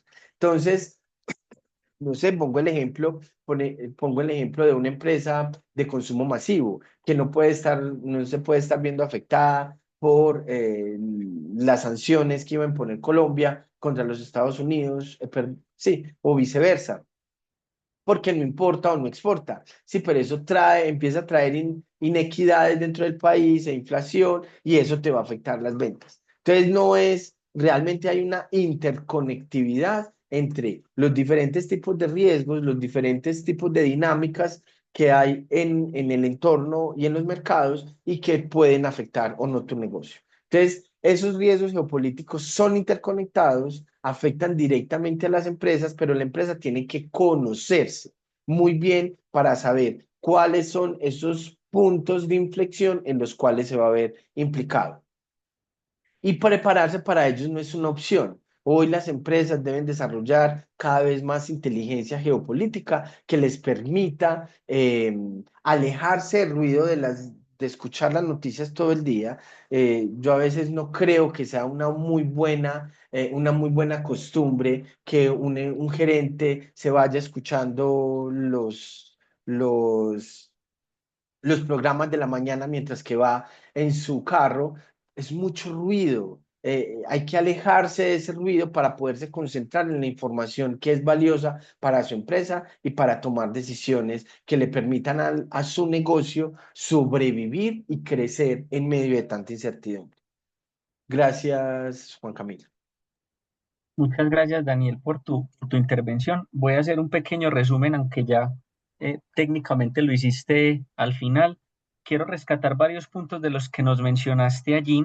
El primero de ellos es súper valioso la información alrededor de los reportes de riesgos. Muchas veces la conversación con los empresarios, incluso con los estudiantes o con otros académicos, es donde podemos encontrar una información que nos pueda servir para tomar decisiones frente a la operación del negocio. Así que haber presentado estas fuentes de información me parece muy valioso, sobre todo para la toma de decisiones. Me parece muy relevante que incluso hay puntos de confluencia entre las tres presentaciones que nos acaban de hacer, y es que siempre está en el punto medio la confrontación entre China y Estados Unidos, así que este va a ser un escenario de continuidad que vamos a tener a lo largo de este 2025 y seguramente en adelante. Pero también me llama mucho la atención de tu presentación, cómo mencionas ese debilitamiento del multilateralismo y cómo puede esto generar también otros conflictos de escala regional, precisamente por la ausencia de esos escenarios multilaterales. Faltará ver qué sale nuevamente de la convocatoria de la CELAC e incluso de la posible convocatoria de esa reunión del G7 que nos mencionabas de Canadá. Valiosísima la gráfica en la que se muestra el vínculo entre ese riesgo geopolítico y las posibilidades de hacer ese nearshoring, friendshoring o demás, e incluso el ejemplo que pusiste de Colombia con Estados Unidos me parece muy relevante, sobre todo para la forma en la que los empresarios deben empezar a gestionar estas alternativas. Eh, Frente al tema de los riesgos latinoamericanos, relevante también la forma en la que mencionas cómo hay un cambio en la forma tradicional en que los grupos al margen de la ley habían operado y cómo Estados Unidos empieza nuevamente a cambiar el discurso frente a la consideración de posibles terroristas. Eh, Frente al tema de las estrategias que deben realizar las empresas, siempre queda claro que el riesgo es algo que va a permanecer en el tiempo, pero lo más importante es la forma en la que yo como empresario pueda leer ese riesgo y la estrategia de mitigación que pueda generar para evitar que en caso de que ese riesgo pase, pueda afectar la operación de negocio. Y sobre todo también el vínculo que tienen los diferentes riesgos, esa policrisis de la que nos hablaba Ricardo y de lo que nos hablabas tú, que nos hace pensar en cuál es el nivel de interconexión que pueden tener los diferentes fenómenos que pasan en el contexto internacional, esos diferentes puntos de inflexión de los que ambos nos hablaban. En ese escenario, entonces, ya quiero plantear algunas preguntas para los tres. Ya voy a revisar algunas de las preguntas que nos dejaron en el chat, pero quisiera lanzarles esta pregunta. En el contexto del proceso de recuperación económica que ha estado ralentizado, ¿consideran que tal vez el escenario de conflictos internacionales que se están desencadenando en estos últimos años y que probablemente van a seguir desencadenándose a futuro pueda ser un instrumento de crecimiento económico también creado por algunos países? Hemos visto que hay momentos en los que la forma de reactivar la economía es tratar de buscar la excusa de un conflicto internacional en diferentes momentos. Entonces quisiera plantearles esa pregunta, si ustedes vislumbran que en el futuro puede haber un escenario mayor de conflictividad precisamente en aras de generar algún tipo de crecimiento económico en algunas naciones. Giovanni. Bueno, yo voy a comenzar para atender tu pregunta tratando de evadirla, ¿no? Pues yo creo que hay que recordar un elemento y es que la economía mundial no ha logrado una fase de expansión sostenido desde la crisis de la subprime. O sea, no fue desde la pandemia, es desde el 2008. Europa no ha tenido un crecimiento sostenido La Unión Europea no ha tenido un crecimiento sostenido desde la crisis de 2008, 2007, 2008, 2009. China viene en un proceso de desaceleración del crecimiento desde hace una década. Y el crecimiento mundial ha sido, aunque se muestra que superior a la expectativa después de la pandemia, sigue, realmente ha sido pequeño. Entonces, uno habla de un crecimiento ralentizado, pero para mí esta es una subetapa de una crisis que el sistema está reflejando desde hace ya 17 años. ¿Sí? Entonces, la pregunta es si hay que pensar en el ciclo económico de Kondratiev, más bien, que son grandes ciclos de 30, 40 y 50 años, cuyos cambios se dan fundamentalmente a través de transformaciones tecnológicas. Voy a tu pregunta. Claro, es posible que países como Estados Unidos, ¿cierto? Traten de dinamizar su economía a través del fortalecimiento de una industria militar asociado al tema de los conflictos. Y eso, pues, muchos autores lo señalan como un modelo y hay evidencias empíricas de que eso ha sucedido en diferentes ciclos. Pero me parece que probablemente que la economía mundial entre en una fase nueva de expansión, digamos, en esta década, está más asociado, o creería yo que está más asociado a las transformaciones tecnológicas derivadas de estas nuevas tecnologías que van a cambiar todos los procesos productivos y las transformaciones tecnológicas necesarias para asegurar la sostenibilidad ambiental. Más allá del negacionismo del gobierno de turno en Estados Unidos, en el fondo hay una realidad y las empresas muchas se vienen, algunas pensando y otras adaptando para una nueva tecnología más basada en otras fuentes de energía. Incluso las empresas y los países petroleros vienen pensando y construyendo cómo va a ser su economía postpetrolera. Y un ejemplo de eso es Arabia Saudita. ¿Cuál es la economía que ellos están construyendo para después de esto? Y todas las realidades de inversión que se están generando en materia de energía solar, etcétera. O sea, mi respuesta es sí, es posible que algún país lo esté haciendo, pero creo que el tema de fondo es que estas nuevas tecnologías y los reclamos tecnológicos de innovación para dar respuesta a lo ambiental es lo que realmente va a dinamizar, seguramente entre y la próxima década, que tal vez el sistema sí entre en una expansión creciente que no ha tenido desde hace más de una década. Muchas gracias, Giovanni, por tu respuesta. No sé si Ricardo también nos iba a responder. Sí, yo quisiera, pues, digamos que adhiero a lo que dice Giovanni en el sentido del impacto que tienen, digamos, esas revoluciones tecnológicas en el mundo. Eh, y también quisiera agregar algo que decía un buen amigo y es que entender los escenarios de crisis, ¿no? Es decir, él dice que una crisis no es más que el cambio de millonarios en el mundo. Y creo que es por ahí, ¿cierto? Digamos, para ejemplo, un fotograma, y es el fotograma de la posesión de Trump en su discurso, ¿cierto? Él en el atril, su familia detrás, pero inmediatamente detrás, una playa de tecnócratas que lo que está indicando es qué es lo que va a pasar en el mundo, es decir, está clarísimo, ¿cierto? Con semejantes negocios, es decir, el negocio que se hace, ¿no? Una persona como Musk que dice que mete 180 millones de dólares para la campaña de Trump y en la primera semana tiene 70.000 millones como réditos de eso. Entonces está muy claro como por dónde va el camino de esto.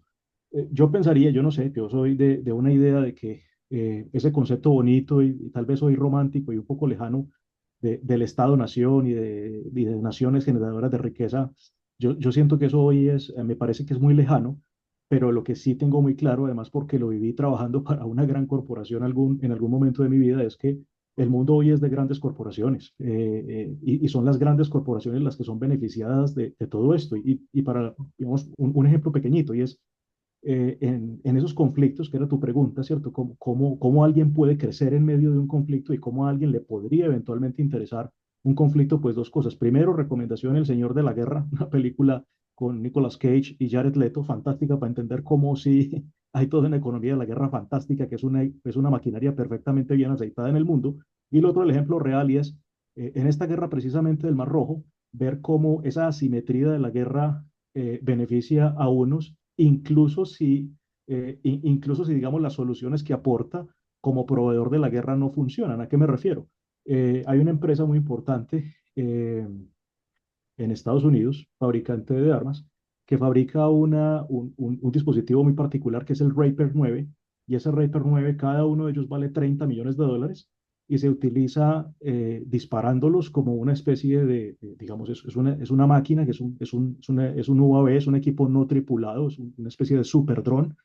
eh, y ese dron cada uno vale $30 millones y básicamente su trabajo es derribar drones que vienen de Irán, que cada uno vale $200.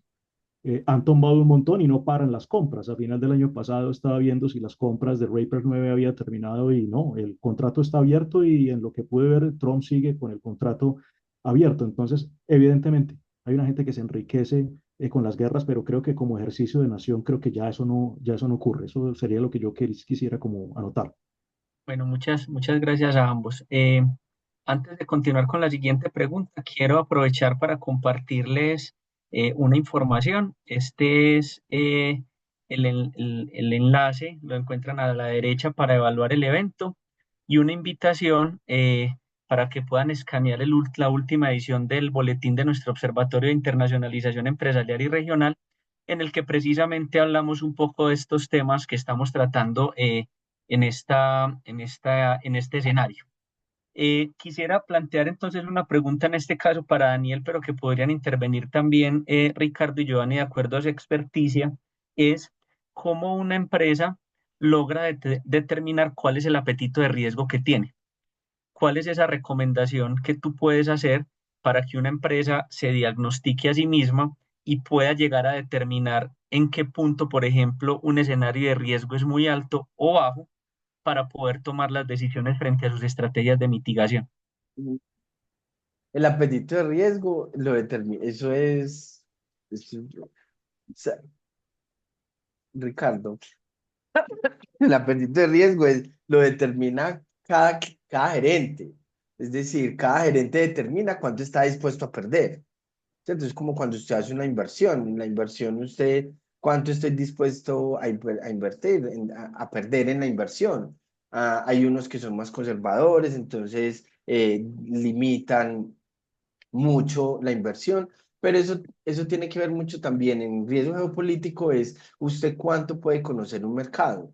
Es decir, para un colombiano, con- conquistar el mercado ecuatoriano o conquistar inclusive un mercado africano por la dificultad, por lo que significa ese mercado, va a ser mucho más fácil que para un europeo o para un norteamericano que no está acostumbrado a un montón de prácticas o no está acostumbrado a tanta incertidumbre. Los colombianos están mucho mejor entrenados para trabajar en mercados mucho más inciertos de los que les gusta trabajar, ¿sí?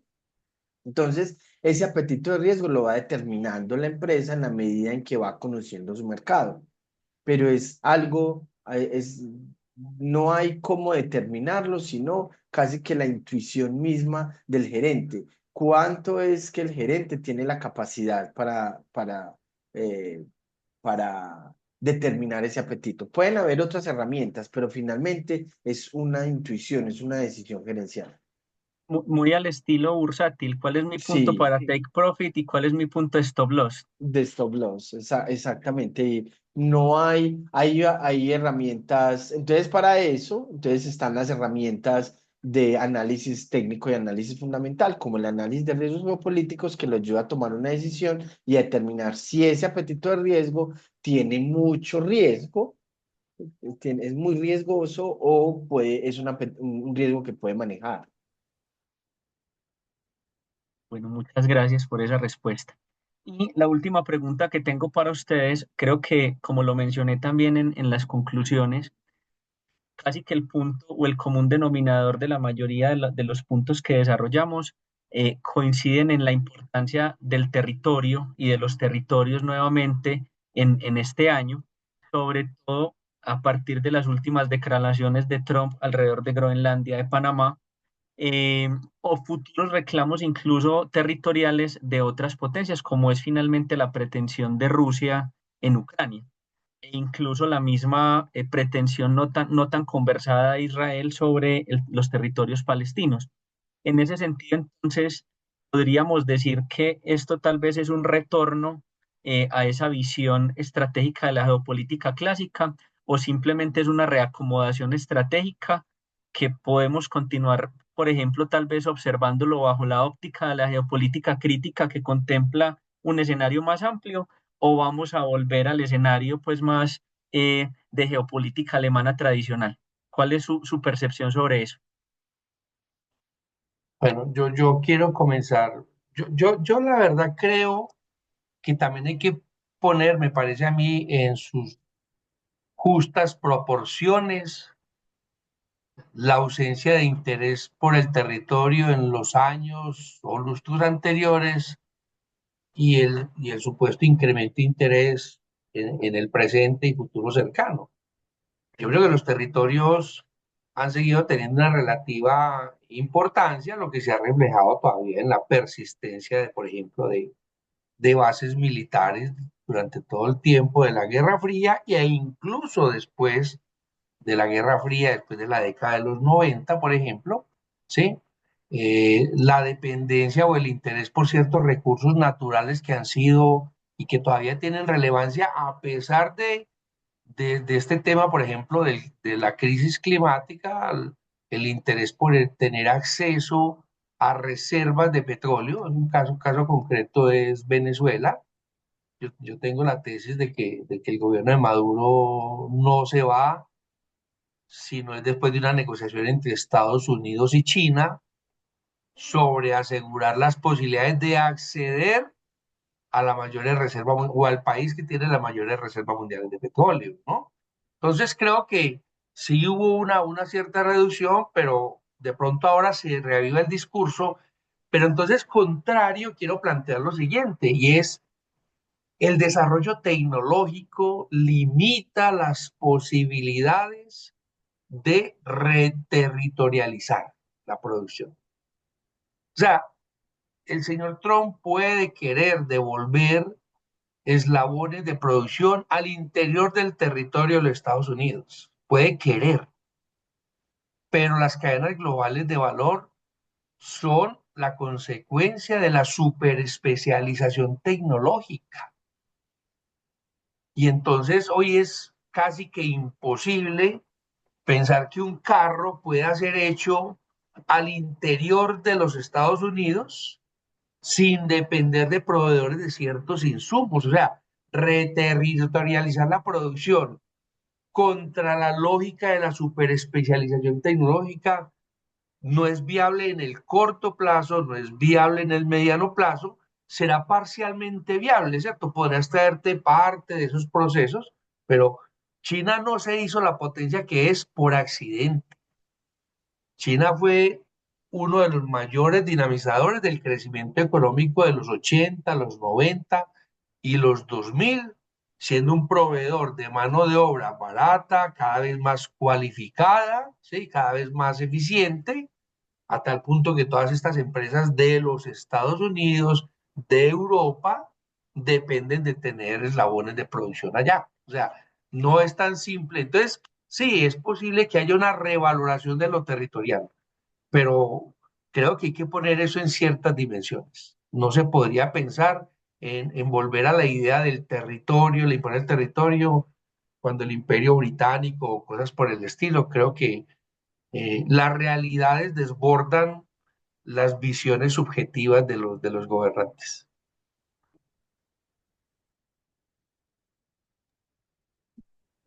Estaba tosiendo. No, yo creo que el territorio nunca ha perdido la relevancia, es decir, el territorio más como territorio como lugar. De pronto hoy entonces hoy estamos viendo algo que un teórico que no recuerdo el nombre es la venganza de la geografía, es decir, la importancia que tiene el lugar para poder que un país, una visión un poco determinista, para que un país o un estado tenga mayores competencias. Lo que pasa es que los países se olvidan de eso. Es como cuando Colombia dice en los colegios y por ahí recitan, Colombia tiene una posición geopolítica privilegiada, bañada por dos mares, la circundan no sé cuántas montañas. ¿Eso para qué te sirve? ¿Cierto? Eso realmente es importante, pero ¿qué han hecho los políticos con eso? Entonces yo creo que a eso te refieres, esa es realmente esa apropiación de que esos posición geográfica es importante y que va a tener una relevancia en la recomposición geopolítica del futuro cercano, porque ni siquiera es lejano. Muchas gracias, Daniel. Y no sé si Ricardo nos quiere dar una corta intervención sobre esa pregunta, ya para pasar a algunas muy cortas preguntas de nuestros invitados. Volvemos al concepto digamos, de cadena global de suministro y es, perdón por el sentido pragmático, pero una anécdota es Tim Cook hablándole a Trump en la primera, en el primer mandato, diciéndole, ¿por qué no nos pegas una ayudita con el presidente de Corea del Sur? Porque Samsung nos está demorando muchísimo la liberación de los procesadores para la nueva serie de teléfonos. Y básicamente, pues Trump le dice, ¿y cuál es el problema? ¿Qué es lo que está pasando? Dice, no, es que ya está TSMC, que es el 80%, pero es que además tienen el 98% de la producción de sílice del mundo y nosotros no tenemos ni un 1% porque el otro por ciento lo tiene Holanda, que es la otra parte donde se hacen. Y sin eso no salimos. Entonces, peganos una ayudadita. En ese sentido, yo siento que el territorio funciona muy bien, pero más que el territorio, como antes decir, más que una Rusia de 17 millones y medio de kilómetros cuadrados con una Siberia en donde solo crecen pinos, es el subsuelo. Es decir, ¿qué puedo encontrar como fuente de suministro? Ahí está el poder, es decir, es por debajo del territorio lo que yo siento que es importante hoy a garantizar fuentes de suministro, porque precisamente esa ola tecnológica de la cual estamos hablando, esa gran ola tecnológica que es la que va a cambiar el mundo y es la que probablemente releva al hegemón, esa no es posible sin lo que hay debajo del subsuelo. Y garantizar esa fuente va a ser supremamente importante para el futuro. No me queda la menor duda. Es decir, tierras raras es el futuro de todo. La tecnología es muy importante, pero sin tierras raras no hay tecnología. Muchísimas gracias, Ricardo. Una pregunta a nuestros asistentes. De acuerdo a las últimas declaraciones de Trump, dice que no necesita Latinoamérica. ¿Qué tan cierto es y qué consecuencias podría tener esto a mediano y largo plazo?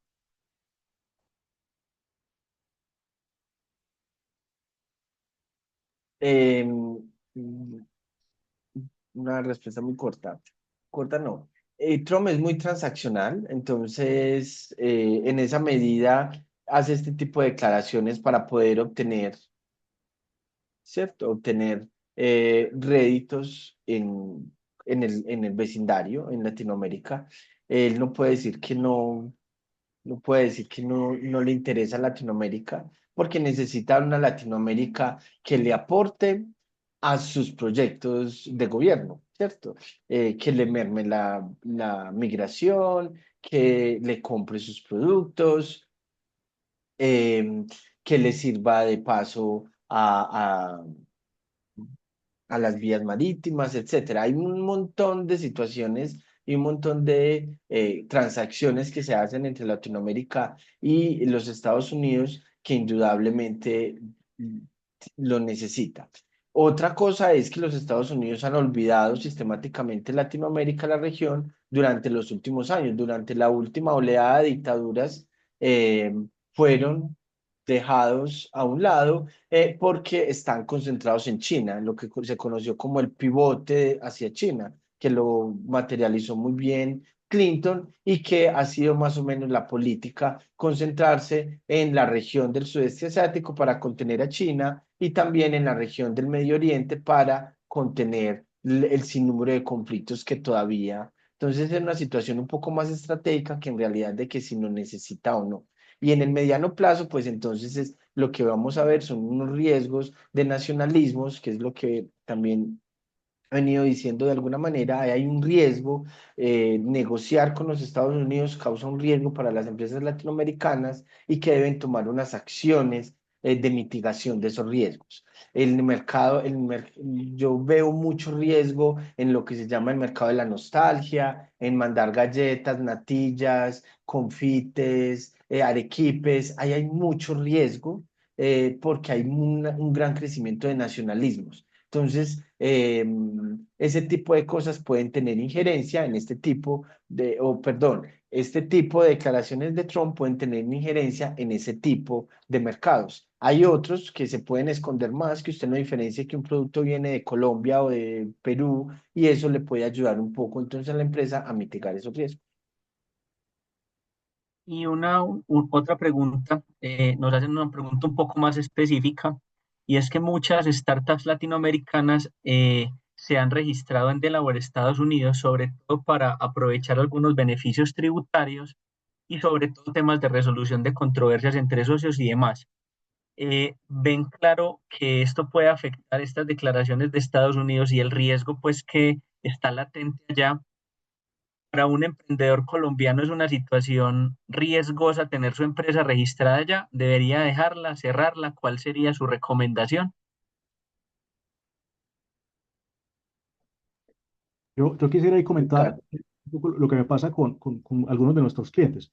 Digamos que, claro, pues, digamos, Delaware es un estado que todos sabemos que básicamente ese estado existe precisamente por un tema de registro, particularmente de empresas startups. Pero no es solo eso, sino que además, por ejemplo, la cantidad de empresarios colombianos que por efectos de toda esta incertidumbre que hemos hablado digamos, de lo que pasa en Colombia, pues han creado LLCs en Miami y son, creo yo, por miles.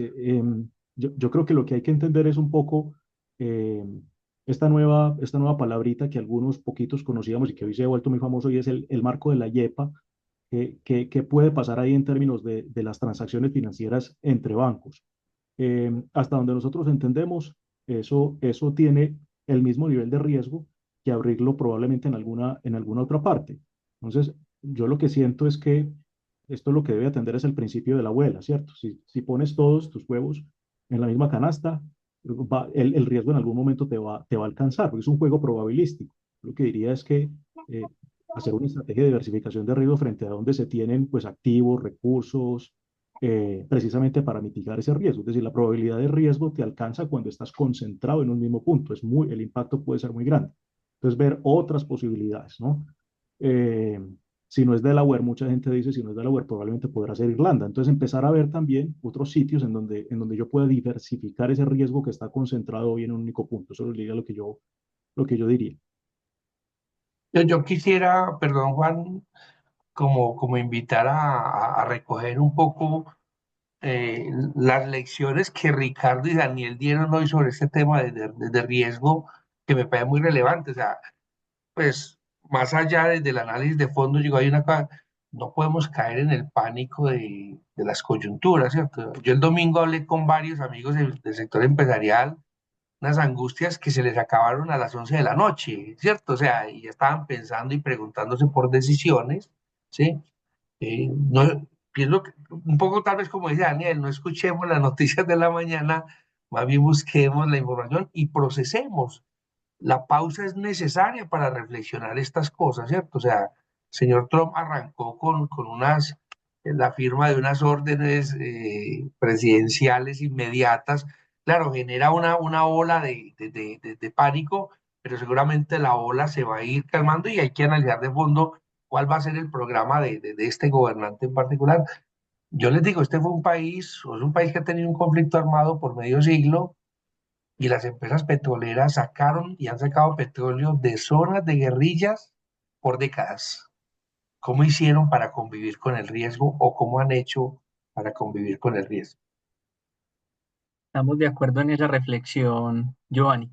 Yo quisiera aprovechar nuevamente para recomendarles la lectura de nuestro boletín del observatorio.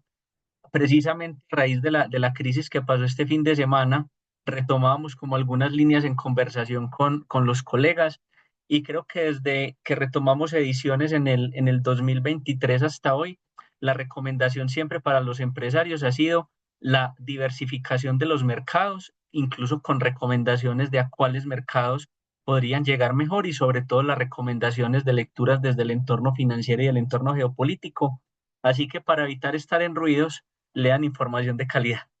Muchas gracias a todos por habernos acompañado hoy, a Giovanni, a Daniel, a Ricardo, a todos los asistentes. Creo que hemos tenido una conversación muy amena, que incluso nos extendimos unos minutos más sobre lo que teníamos previsto, pero creo que son temas que no solamente lo ameritan, sino también que nos convocan a ser más reflexivos sobre las situaciones que seguramente nos van a tener pensando a lo largo de este 2025 y de aquí en adelante. Muchas gracias a todos. Muchas Gracias. gracias. Hasta luego. Hasta Feliz luego. noche. Hasta luego. A todos. Gracias.